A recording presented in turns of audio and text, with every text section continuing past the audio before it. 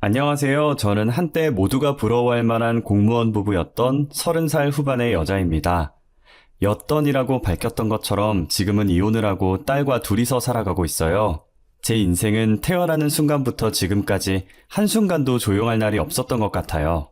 저는 어렸을 때 부모님이 돌아가셨고 돌봐줄 가족이 없어서 보육원에서 자랐어요. 보육원에서 지낸다고 학교 친구들이며 어른들이며 제게 손가락질도 하고 불쌍한 아이라며 안타까운 시선으로 바라보았지만 아랑곳하지 않았어요. 저는 공부만이 살 길이라고 생각했고 그때부터 공부를 죽어라 열심히 했어요. 우리 다현이는 나중에 뭐 하려고 이렇게 공부를 열심히 해? 아직까진 딱히 하고 싶은 건 없는데 일단 해두는 거예요. 공부를 해야 월급 많이 주는 회사에 다닐 수 있으니까요. 돈 많이 벌어서 뭐 하게? 뭐 필요한 거라도 있는 거야? 저를 무시하는 사람들 코 납작하게 해주고 싶어요. 꼭 성공해서 돈도 많이 벌고 당당하게 살 거예요. 그래, 꼭 그런 날이 올 거야. 원장님이 우리 다현이 성공할 수 있게 매일 기도할게. 부모 없다고 혹은 돈 없다고 손가락질 당하는 각박한 세상 속에서 원장님은 유일한 제 편이었어요. 제가 공부에 집중할 수 있게 동생들을 조용히 시켜주시고 고3 땐 일부러 독방도 만들어주셨어요. 저는 원장님의 세심한 배려로 코피가 터지도록 열심히 공부를 해서 고등학교를 졸업하고 바로 공무원 시험에 합격을 했어요. 원장님, 저 공무원 시험 합격했어요. 공무원 시험 어렵다던데 어떻게 한 번에 합격을 한 거야? 하긴 너 공부하는 거 보면 독하긴 하더라. 진짜 너무 잘 됐다. 그동안 감사했어요, 원장님. 제가 종종 찾아올게요. 항상 건강하세요. 그리고 어디 가지 마시고 여기에 계셔야 돼요. 당연하지. 내가 갈 데가 어디 있어. 죽을 때도 여기서 죽을 거야. 저는 보육원을 떠나기 전 원장님과 마지막 포옹을 하고 시원섭섭한 마음으로 보육원을 나왔어요. 제가 평일에 공부하고 주말에 아르바이트를 하면서 모은 돈으로 조그만 방을 구했어요. 얼마 안 되는 돈이라 집은 구할 수 없었고 당분간 찜질방에서 지내야 하나 했는데 운 좋게 좋은 집주인을 만났어요. 집주인은 제 사정을 듣더니 짠했는지 보증금을 많이 깎아주셨어요. 공무원 시험 합격 후 주민센터에서 일하면서 악착같이 돈을 모으기 시작했어요. 직원들은 결혼하려고 돈 모으는 거냐고 물어봤지만 저는 결혼을 생각할 여유가 없었어요. 결혼할 여유는 무슨 연애할 여유조차 없어서 당시 한 번도 연애를 해본 적이 없었어요. 제가 이번 생에 연애를 할 것이라는 상상조차 하지 않았어요. 그런데 집신도 짝이 있다는 말이 있듯이 저한테도 맞는 짝이 있었나 봐요. 그것도 제가 일하고 있는 주민센터에서 말이에요. 맞아요. 저는 같이 일하는 동료와 눈이 맞아 결혼을 했어요. 여기 커피요. 혼자 뭘 그렇게 바쁘게 일해요. 누가 보면 여기 일은 다현 씨가 다 하는 줄 알겠어요. 쉬엄쉬엄 해요. 직원들 쉴 때 같이 쉬고 일할 때 같이 일하자고요. 커피 감사합니다. 그냥 쉬면 안 될 것 같다는 느낌이 들어서요. 사람들이 그러잖아요. 공무원들은 놀 것 다 놀면서 쉽게 돈 받는다고. 그래서 다들 공무원 하려고 난리인데. 그러니까 다현 씨도 저희 쉴 때 좀 쉬세요. 남편은 매번 직원들이 쉴 때 제게 와서 커피를 건네주곤 했어요. 항상 같이 쉬자면서 제가 하던 것들을 다 내려놓게 하고 빈손에 커피를 쥐어주었어요. 저한테 남편은 제 손에 들려있는 따뜻한 커피 같은 존재였습니다. 어느 순간부터 남편을 보면 가슴이 떨리더니 눈도 제대로 못 마주치겠더라고요. 남편은 제가 계속 허공을 보고 이야기하자 내 얼굴을 붙잡고 자신과 눈을 마주치게 하더라고요. 사람 눈을 보고 이야기해야지.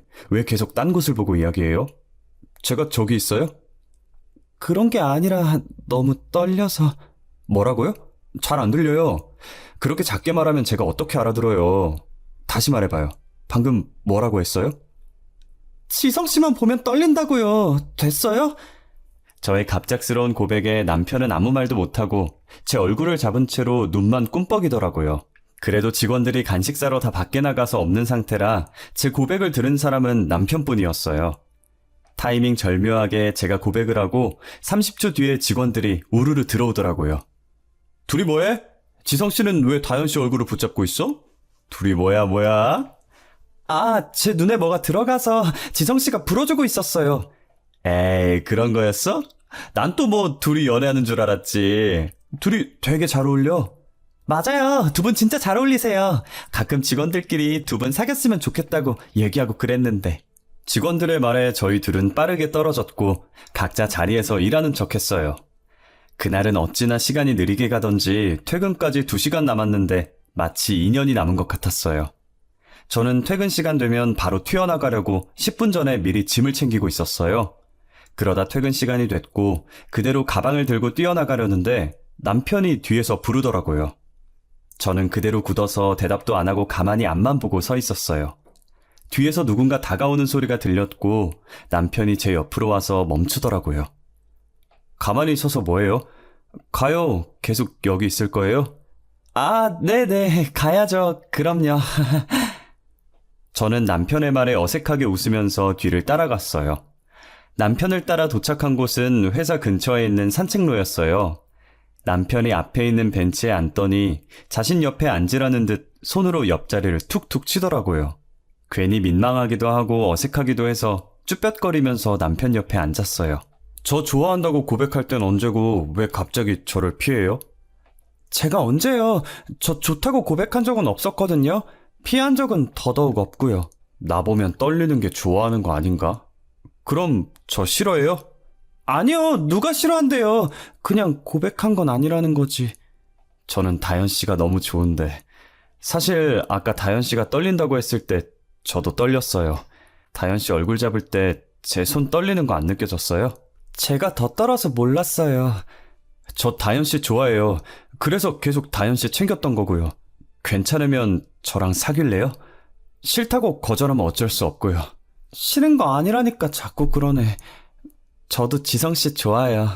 저는 괜히 흙을 발로 차면서 남편의 고백을 받아주었고 그렇게 사내 연애로 발전하게 되었어요. 저희는 연애하면서 한 번도 싸운 적이 없었고 3년 정도 연애를 하다가 결혼을 했어요. 제가 부모님이 없으니 상견례는 하지 않았고 남편 부모님께 인사드린 게 다예요. 시부모님은 처음 봤을 때부터 되게 따뜻하고 좋은 분이셨어요. 신혼여행을 다녀와서 인사를 드리러 갔을 때 제 친부모처럼 느껴질 만큼 저를 따뜻하게 대해주셨어요. 저희가 도착했다는 소식에 시부모님께서 버선발로 달려나와서 저를 안아주셨죠. 아이고, 우리 며느리 왔어? 신혼여행은 재밌었고?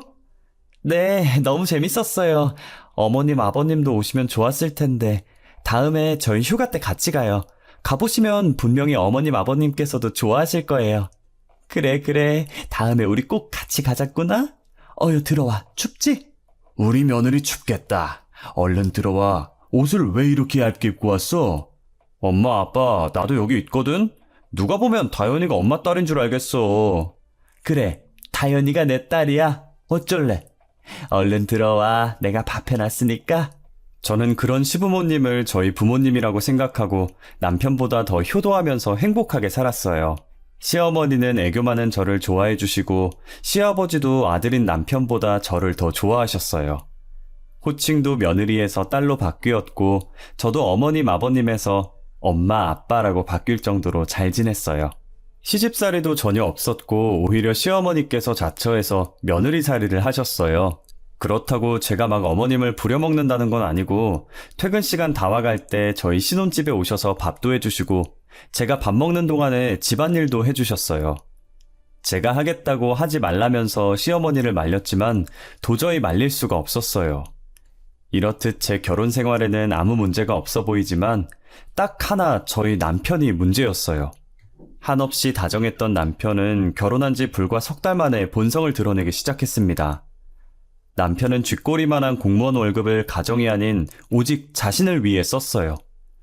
예를 들면 운동을 시작했다면서 200만 원 넘게 돈을 들여서 신혼집을 헬스장으로 만들어버렸고 매달 나오는 상여금으로 운동용품과 운동화, 영양제 등등 전부 남편 본인을 위해서만 썼어요. 남편의 선물은 애초에 바라지도 않았고 생활비라도 보탰으면 했지만 한 번도 생활비를 보탠 적이 없어요. 저는 답답한 마음에 시댁에 찾아가 하소연하듯이 어머님께 쏟아냈어요. 어머님, 오빠가 지금까지 살면서 생활비를 낸 적이 없어요. 항상 제 월급으로 생활하고 오빠는 쓰잘데기 없는 물건만 사면서 돈 낭비하고 있고. 내가 미안하다. 사실은 아들이 고등학생 때부터 사고치고 다녔었어. 그래도 뒤늦게 정신 차려서 공부하려고 하던데 이미 대학은 못 가는 성적이라 우리가 공무원 시험이라도 준비해보라고 했었거든. 아, 그랬어요? 에휴, 말도 마라. 공무원도 우리가 3년 동안 뼈 빠지게 뒷바라지해서 겨우 된 거니까. 철없는 우리 아들을 아무 죄 없는 너한테 맡긴 것 같아서 나는 너만 보면 늘 너무 미안해. 알고 보니 남편은 고등학생 때부터 사고를 무지막지하게 치고 다녔었더라고요. 고3 때 뒤늦게 정신 차려서 공부하겠다고 하는 바람에 이미 대학은 못 가는 성적이고 공무원이라도 하라면서 시부모님이 남편 공무원 준비를 열심히 도와주셨대요. 정신 차리고 직장도 잘 다니길래 결혼하고 나서는 더 잘 살 줄 알았는데 어떻게 다시 예전으로 돌아갔냐며 어머님도 한숨을 쉬시더라고요. 시어머니는 제게 몇 번이나 미안하다고 면목이 없다고 하셨어요. 이게 어머님 잘못은 아니니까 미안해하지 말라고 했죠. 내가 미안하다는 말밖에 할 말이 없구나. 너를 볼 면목이 없어. 미안해하지 마세요. 어머님이 잘못하신 것도 아니잖아요. 어머님, 저희 어머니 집 근처로 이사하면 어떨까요? 우리 집 근처로? 왜? 마음 같아선 어머니랑 같이 살고 싶은데 어머님이 저희 신경 쓰신다고 피곤해하실 것 같아서 근처에 이사와서 어머님, 아버님 자주 뵙고 쉬는 날엔 맛있는 것도 먹으러 다니고 하려고요. 그래, 그렇게 해. 나는 너 자주 볼 수 있어서 좋아. 솔직히 지금 집은 우리 집이랑 멀긴 했어, 그지? 저는 시부모님이 너무 좋아서 원래 살고 있던 신혼집을 팔고 대출을 조금 받아서 시댁 근처로 신혼집을 옮겼어요. 저희가 이사 오니 시부모님께서 너무 좋아하시더라고요. 멀리 있어도 자주 만났지만 이젠 걸어서 3분밖에 걸리지 않으니 더 자주 만나게 됐어요. 부모님이랑 자주 만나다 보니 남편도 연애 시절 때처럼 다시 돌아가는 것 같더라고요. 부모님께 잔소리 안 들으려고 행동을 조심하는 게 눈에 보였어요. 저희는 신혼을 즐기다 1년 만에 딸을 임신하게 되었어요. 시부모님은 아들보다 오히려 애교 많은 딸이 좋다고 너무 행복해 하셨어요. 저희 딸이 태어나길 저보다 더 기대하고 기다리셨어요. 그렇게 행복만 넘칠 줄 알았던 저희에게도 큰 불행이 닥치고 말았어요. 제가 출산도 하기 전에 시부모님께서 끔찍한 사고를 당하시게 된 거였죠. 제가 여느 때처럼 일을 하다가 안부 전화 드리려고 아버님께 전화를 했는데 모르는 남자가 다급하게 전화를 받더라고요. 누구신데 저희 아버님 전화를 받으시죠? 저는 구급대원입니다. 지금 아버님께서 사고를 당해 많이 다치셔서 이송 중입니다. 땡땡 대학병원으로 가고 있는데 바로 오실 수 있으십니까? 사고라니요? 무슨 사고요? 잠시만요. 제가 바로 갈게요. 저는 지갑만 챙겨서 근무지 앞에 서 있던 택시를 타고 급하게 병원으로 향했어요. 제발 별일 없으시라고, 도착했을 때 깨어 계시라고 택시 안에서 얼마나 기도를 했는지 몰라요. 손으로 허벅지를 얼마나 쳤는지 나중에 보니까 허벅지에 멍이 들었을 정도였어요. 제가 급해 보이니 택시기사님이 고맙게도 엄청 빠르게 달려주시더라고요. 저는 택시에서 내리자마자 아버님을 찾으려고 무거운 몸으로 응급실 여기저기를 돌아다녔어요. 아버님이 보이지 않아서 아무 간호사나 붙잡고 물어보려고 하는데 응급실 문이 열리면서 누군가가 심폐소생술을 받으며 들어오고 있는 거예요. 그 뒤에 들어온 사람은 사망했는지 흰 천이 덮인 채로 들어오고 있었고요. 혹시나 아버님이지 않을까 다가갔는데 심폐소생술을 받고 있으신 분이 아버님이시더라고요. 저는 소리를 지르며 같이 들어온 구급대원을 붙잡고 어떻게 된 건지 물어봤어요. 이게 어떻게 된 거예요? 저희 아버님이 왜 이러는 거예요, 네? 고속도로에서 사고가 났어요. 트럭이 옆 차선에서 끼어드는 바람에 사고가 났는데 어머님께서는 그 자리에서 바로 사망하셨고 아버님께서는 아직 숨이 붙어 계시지만 위험한 상태예요. 네? 누가 사망했다고요? 어머님이요? 저희 어머님 말씀하시는 거예요? 네, 트럭이 급하게 꺾는 바람에 조수석에 앉으신 분께서 제일 피해를 입으셨어요. 그럼 저희 어머님은 지금 어디에 계세요? 그게 지금 바로 뒤에... 아까 심폐소생술을 받으며 들어오던 아버님 뒤에 흰천이 덮인 채로 들어온 침대 하나가 있었잖아요. 그 침대에 누워 계시던 분이 바로 저희 어머님이셨어요. 저는 떨리는 손으로 흰천을 걷어서 얼굴을 확인했는데 저희 어머님이 맞으시더라고요. 어머님이라는 걸 확인하자마자 남편이 뛰어왔고 저는 그대로 기절을 했어요. 깨어났을 때 바로 어머님 장례식에 가려고 했지만 안정을 취하지 않으면 뱃속에 아이까지 잘못될 수도 있다는 의사의 말에 어머님 장례식을 지켜드리지도 못했어요. 저는 일주일 정도 안정을 취한 다음 시아버지를 뵈러 갔는데 시아버지는 수술을 했지만 식물인간이 되어 움직이지를 못하시더라고요. 저는 어차피 딸 출산일까지 얼마 남지 않아서 미리 육아휴직을 썼고 식물인간이 된 시아버지를 병간호해드렸어요. 한 달 후 제가 딸을 낳고도 아버님은 여전히 일어설 가망이 없어 보였어요. 그렇게 한 달이 반년이 되었고 반년이 1년이 되었어요. 이제 그만해. 당신 그만큼 했으면 됐어. 이 정도 했는데도 못 깨어나시는 거면 영영 못 깨어나시는 거야. 무슨 말을 그렇게 해? 당신 낳아주신 분 아니야? 당신은 그런 말 하면 안 되는 거 아니냐고. 자식이니까 이런 말 할 수 있는 거야. 그러니까 이제 그만 포기해. 저는 시아버지와 함께한 시간이 고작 1년밖에 안 됐지만 친부모만큼이나 잘해줬던 시부모님을 도저히 포기할 수가 없었어요. 제 친부모처럼 따뜻하게 대해주셨던 분을 또 잃고 나니 세상에 저 혼자 남는 기분이었어요. 그나마 숨이 붙어있는 시아버지라도 잃고 싶지 않았던 저는 임산부의 몸으로 아버님을 간호했었습니다. 공무원 육아휴직 3년을 전부 써서 딸도 키우고 시아버지 병간호도 병행했었죠. 하지만 3년이 지나도 시아버지는 깨어날 기미가 보이지 않았고 저는 다른 근무지로 복직해서 딸을 키우며 시아버지를 케어하고 있었어요. 그렇게 끔찍한 사고로부터 5년이 지났고 결국 시아버지는 식물인간에서 깨어나지 못하고 돌아가셨어요. 시아버지가 돌아가시던 그날 제 세상이 무너진 것 같은 기분이 들었어요. 무슨 정신으로 장례식을 치렀는지 모르겠어요. 지금도 그때 생각해보라고 하면 기억이 통째로 날아가고 없어요. 장례식을 치르고 나서 정말 어이없는 일이 일어나서 그 일 때문에 더 기억을 못하는 것 같기도 해요.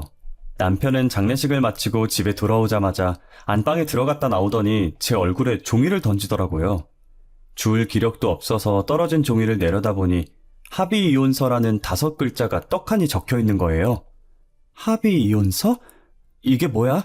이걸 갑자기 나한테 왜 던져? 그것도 얼굴에. 적힌 그대로야, 합의이혼서. 우리 이혼하자. 이미 내 인적사항은 다 적어놨어. 당신 거만 적으면 돼. 갑자기 이혼이라니? 내가 당신이랑 왜 이혼을 해야 하는데? 나 잘못한 거 없어. 네가 잘못한 건 없지. 근데 더 이상 너랑 살기 싫더라고. 그냥 너가 싫어졌어. 같은 공간에 있는 것도 한 공간에서 같은 공기를 공유하는 것도 싫다고. 뭐? 아니 그게 무슨... 네 성격에 질렸어. 성격뿐인 줄 알아?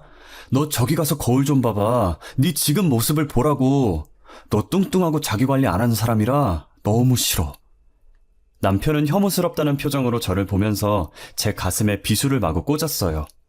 시아버지 돌아가시기 전까지만 해도 잘해줬던 사람이 돌아가시고 나니까 태도가 돌변해서 제게 이혼하자고 하는데 너무 화가 났어요.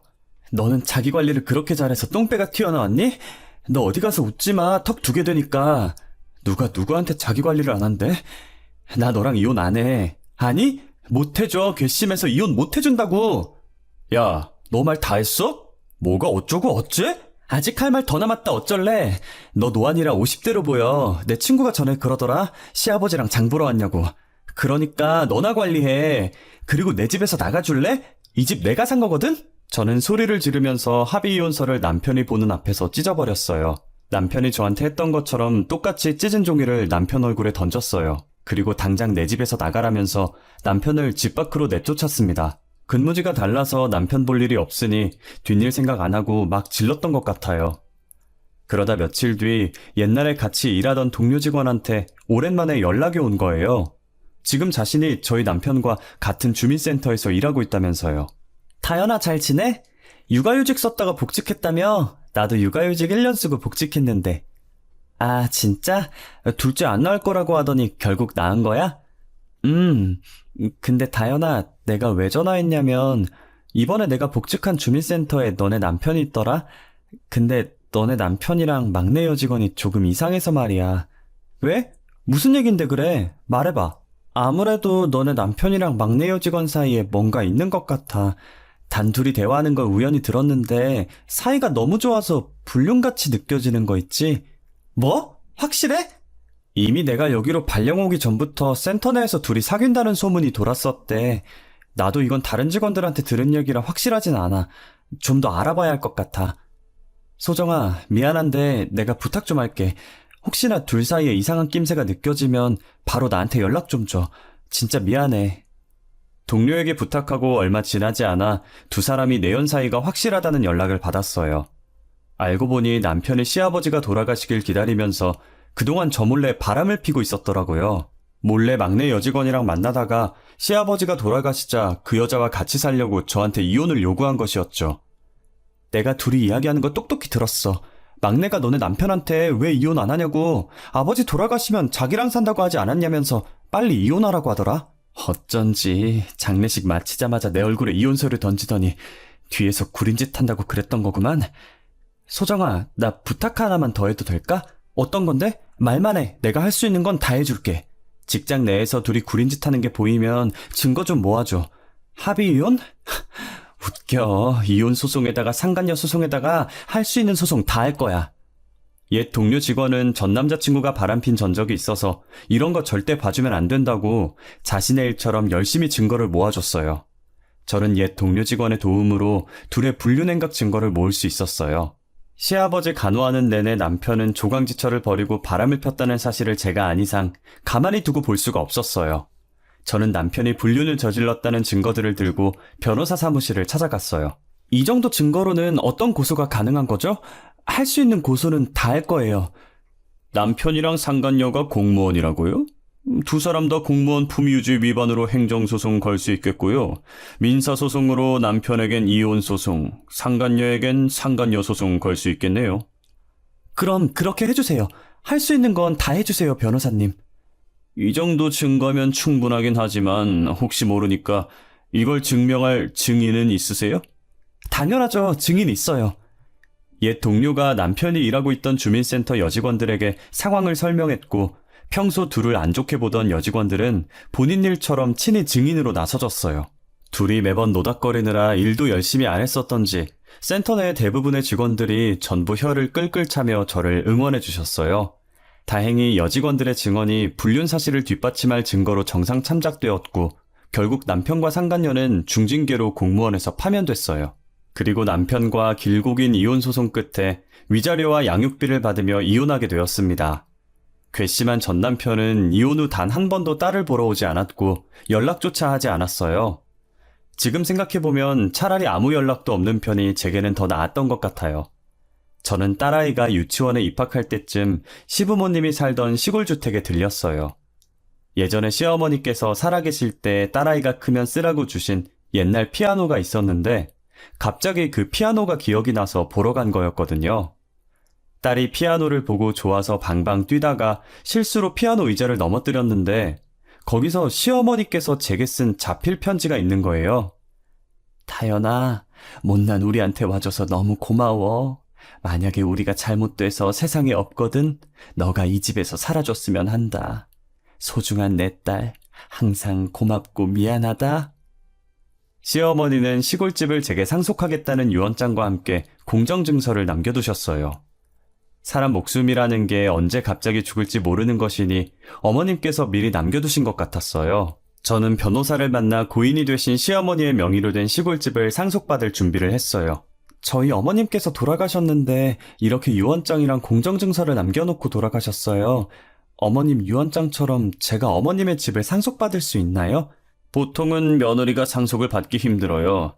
하지만 시아버지를 끝까지 병간호한 것으로 기여받을 수 있긴 해요. 제가 서류 정리해서 가정법원에 제출해 보도록 하겠습니다. 저는 변호사가 하라는 대로 필요한 서류들을 발급받아서 제출했어요. 그 뒤로는 변호사께서 알아서 하신다고 하셔서 가만히 기다리고 있었죠. 그런데 어떻게 알았는지 전 남편이 돈 냄새를 맡고 제게 연락을 했더라고요. 너 우리 엄마 집 상속받아? 네가 왜 우리 엄마 집을 상속받는데? 우리 엄마랑 피도 안 섞인 남주제 왜 네가 받냐고? 그럼 네가 받아야 되니? 양심이라는 게 조금이라도 있으면 이런 말 하면 안 되지. 네 가슴에 손 얹고 생각해봐. 그동안 시부모님한테 네가 어떻게 했는지. 내가 뭘 어쨌는데? 나 아무것도 안 했어. 아무것도 안 한 게 죄야. 살아생전 부모한테 효도 한 번 안 했으면서 어디서 재산 받아갈 생각을 해? 너 다시는 나한테 연락하지 마. 알겠어? 저는 혼자서 시아버지 병간호한 것이 인정되어 어머님이 남기신 시골집을 상속받을 수 있었어요. 하지만 전 남편은 이 판결을 인정하지 못하겠는지 제게 유류분 반환 청구 소송을 걸었더라고요. 다행히 1심과 2심 전부 시어머니가 돌아가신 지 5년도 더 넘어서 남편이 패소를 했고 현재 저는 넓은 시골집에 이사와서 딸과 함께 살고 있어요. 그런데 요즘 따라 제게 모르는 번호로 계속 연락이 오는 거예요. 혹시나 남편일까 싶어서 안 받으려다가 고민 끝에 받아보면 죄다 부동산 직원들이더라고요. 안녕하세요. 하늘부동산입니다. 혹시 이다연 씨 맞으실까요? 네, 제가 이다연인데 부동산에선 어쩐 일로 저한테 연락을 주신 거죠? 다름이 아니라 이다연 씨가 현재 살고 계신 집 주변에 재개발이 돼서 땅값이 많이 올랐어요. 다른 사람들이 돈을 조금 더 얹어서 이다연 씨 집을 사고 싶다고 하는데 혹시 파실 생각 있으신가요? 그래요? 아니요, 저는 팔 생각 없습니다. 이거 정말 좋은 기회거든요. 이다연 씨 집 위치가 너무 좋아서 현재 땅값에서 30%더 얹어주시겠다고 하시는데 정말 생각 없으세요? 이거 놓치면 언제 또 기회가 올지 몰라요. 저는 얼마를 더 얹어주든 팔 생각 없어요. 그럼 이만 끊겠습니다. 부동산에서 계속 집 팔라고 연락이 왔지만 시어머니께서 제게 유언으로 딸아이와 살라고 하셨기 때문에 저는 시어머니 유언대로 절대 팔지 않고 딸이 어른 될 때까지 여기서 살 예정이에요. 제가 죽는 순간에도 어머니 집에서 눈 감을 생각입니다. 다행히 딸이 치료를 열심히 받은 덕분에 지금은 자폐증이 그리 심해지지 않았어요. 아무래도 자폐증은 완치가 없다 보니 다른 아이들과는 확실히 달랐어요. 그래서 유치원에 보내면서 걱정을 많이 했는데 제 걱정과 달리 순박한 시골 아이들이 저희 딸을 잘 챙겨주더라고요. 아이들에게 너무 고마워서 가끔 저희 집에 초대해서 맛있는 것도 많이 해주고 있어요. 저는 앞으로 저희 딸을 위해서 살려고 해요. 제게 가족이자 1호 보물은 딸이에요. 늘 지금처럼 건강하게만 자라주었으면 좋겠네요. 여기까지가 제 사연입니다. 들어주셔서 감사합니다.